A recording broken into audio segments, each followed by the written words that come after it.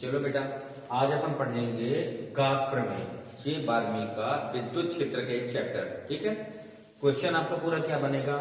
Question बनेगा कि गास की प्रमेय लिखिए तथा सिद्ध कीजिए।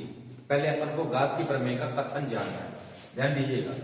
गास प्रमेय के लिए क्या बोलेंगे? सबसे पहले कि आपके फ्रांसीसी जो भौतिक शास्त्री हैं, इनका पूरा नाम था सीएफ गास। क्या नाम था बेटा?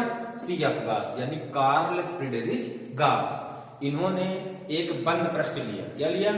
एक बंद पृष्ठ से गुजरने वाला संपूर्ण विद्युत फ्लक्स, यानी उसको क्या बोलेंगे? टोटल इलेक्ट्रिक लाइन्स, यानी विद्युत बल रेखाओं, उसके लिए इन्होंने अपना एक फार्मूला दिया, यानी अपना एक नियम दिया। नियम क्या? पहले गास प्रमेय को समझिएगा। गास प्रमेय के लिए आपको क्या लेना है? एक बंद पृष्ठ। क्या लेना है?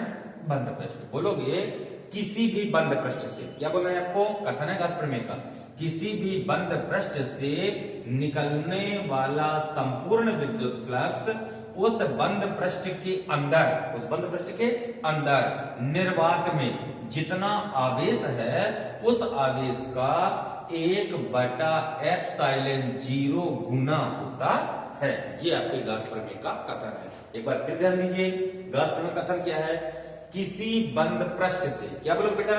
इस प्रमेय के अनुसार किसी बंद पृष्ठ से निकलने वाला संपूर्ण विद्युत फ्लक्स उस पृष्ठ के अंदर, उस पृष्ठ के अंदर निर्वात में कुल आवेश का 1/ε0 गुना होता है। यह है आपका गास प्रमेय का कथन। अब इसको डेरिवेट करेंगे। क्या थोड़ा पहले गास प्रमेय का फार्मूला जानेंगे बेटा। यदि किसी भी बंद पृष्ठ के अंदर Q आवेश है, कितना आवेश है? यदि किसी भी बंद पृष्ठ के अंदर Q आवेश है, तो उससे निकलने वाला संपूर्ण विद्युत फ्लक्स फाई E बराबर कितना होना चाहिए आपका? Q/ε0। ये है आपका गास प्रमेय। इसी को अब आपको डेरिवेट करना है।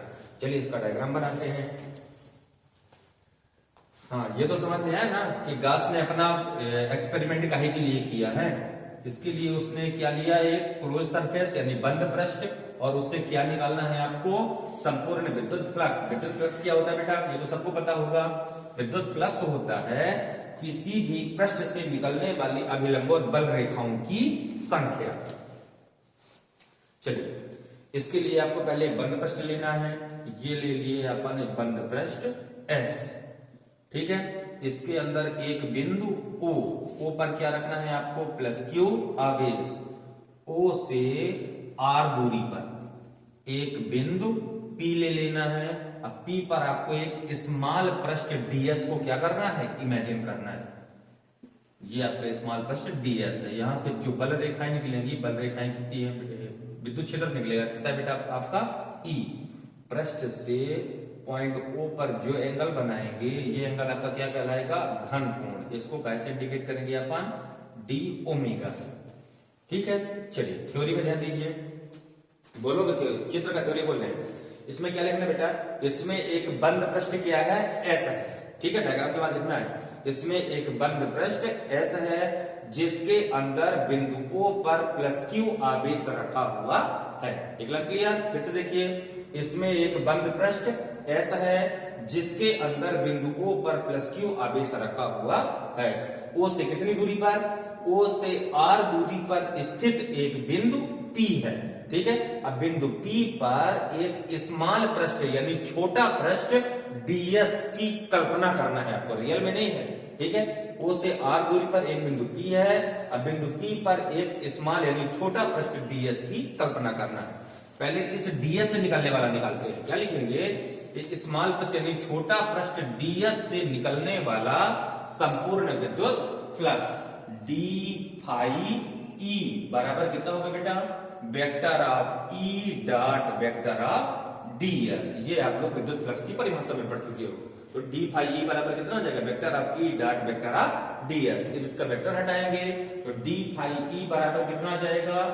दो सदिशों का डॉट प्रोडक्ट कहलाता है E ds cos थीटा। तो vector of E vector of DS बराबर कितना जाएगा आपका? E ds cos थीटा, जहां पे थीटा E और DS के बीच का कोण है। इसको मान लेंगे बेटा अपन समीकरण नंबर 1। ये क्लियर हो गया। डी फाई ई बराबर, अब आपको क्या निकालना है, ध्यान दीजिएगा, अब निकालना है पूरे बंद पृष्ठ। किससे निकालना है?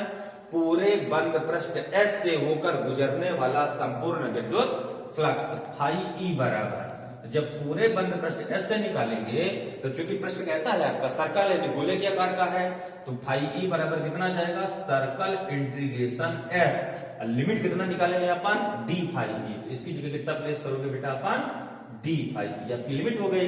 अब इक्वेशन फर्स्ट से डी फाई ई की वैल्यू प्लेस करो, तो जैसे डी फाई ई का मान भरेंगे तो आपका फाई ई बराबर कितना जाएगा, सर्कल इंटीग्रेशन एस, और डी फाई का कितना मान है बेटा, ई ds cos थीटा। अब ई क्या है, यहां पे समझना है, ई आपका है विद्युत क्षेत्र, ds है छोटा पृष्ठ, और थीटा है ई और ds के बीच बनने वाला कोण। डायग्राम में देखिए, डायग्राम में जो आपका चार्ज है वो किस पॉइंट पे रखा हुआ है, O पे। अब O पर प्लस Q चार्ज है, तो इस चार्ज के कारण आपको बिंदु P पर क्या निकालना है, विद्युत क्षेत्र। इसमें लिखेंगे बेटा कि O पर प्लस Q आदेश के कारण बिंदु P पर विद्युत क्षेत्र E बराबर, सूत्र आप लोग सिद्ध कर चुके विद्युत क्षेत्र की तीव्रता का, E बराबर होता है 1/4 पाई एप्सिलॉन 0 Q बटे R स्क्वायर। ये विद्युत क्षेत्र की तीव्रता का फार्मूला है।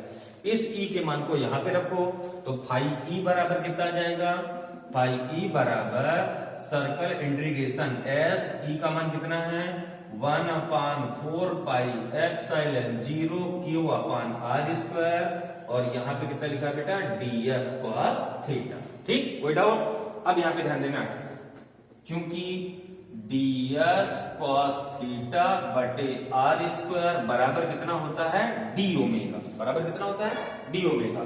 यहां पे d ओमेगा आपका घन कोण कहलाता है। क्या कहलाता है बेटा, घन कोण। घन कोण का परिभाषा है, घन कोण का फार्मूला क्या होता है, ds cos theta upon r square equal d omega. इसकी जगह d ओमेगा प्लेस करिए, तो फाई ई बराबर कितना जाएगा, सर्कल इंटीग्रेशन एस, यहां पे देखिए बेटा कितना है, 1/4 पाई एप्सिलॉन 0, और ये कितना है Q। अब यहां पे देखिएगा ds cos थीटा बटे r स्क्वायर, और ds cos थीटा बटे r स्क्वायर किसके इक्वल है, d ओमेगा की, तो इसकी जगह आपका आ गया d ओमेगा।